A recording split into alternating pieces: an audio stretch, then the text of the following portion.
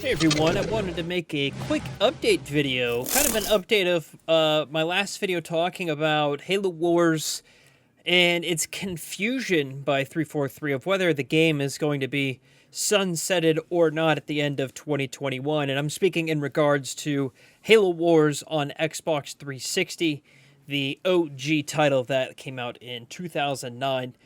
The confusion lies in that 343 announced in a blog post that there's 360 game services affecting turning off the multiplayer functionality of Halo Reach, Halo 4, ODST, Combat Evolved Anniversary, Spartan Assault, and Halo Wars. So every Halo release on the 360. And the reason being that they want to get rid of these services is because almost all of these games, with the exception of Spartan Assault and Halo Wars, you can play on the Master Chief Collection, which is an objectively better experience. However, you scroll down to this graph and it says that Halo Wars says it's supported for online squads and matchmaking.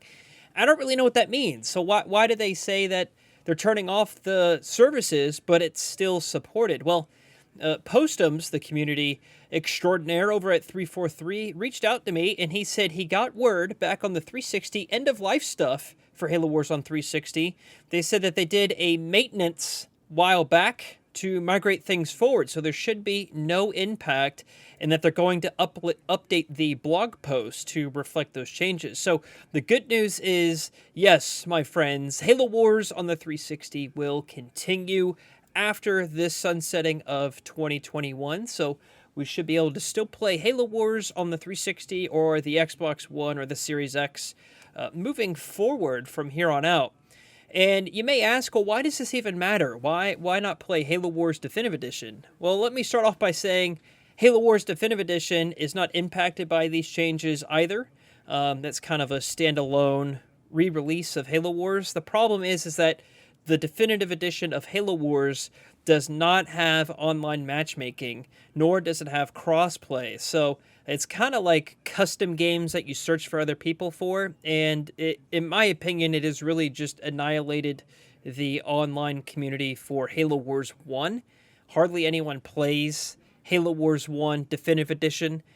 So if you want to play matchmaking, where you select a leader, you find players, and then you play a match, just like how you do in Halo Wars 2, the only place to do that is on the 360 version. And in my opinion, if you want to play online, that is the best place to play, the 360 version, because that disc or the download will work on 360, Xbox One, the One X, and the Series S and the Series X. It'll work for all of those. Of course, you can't put the disc in the Series S because there's no disc drive.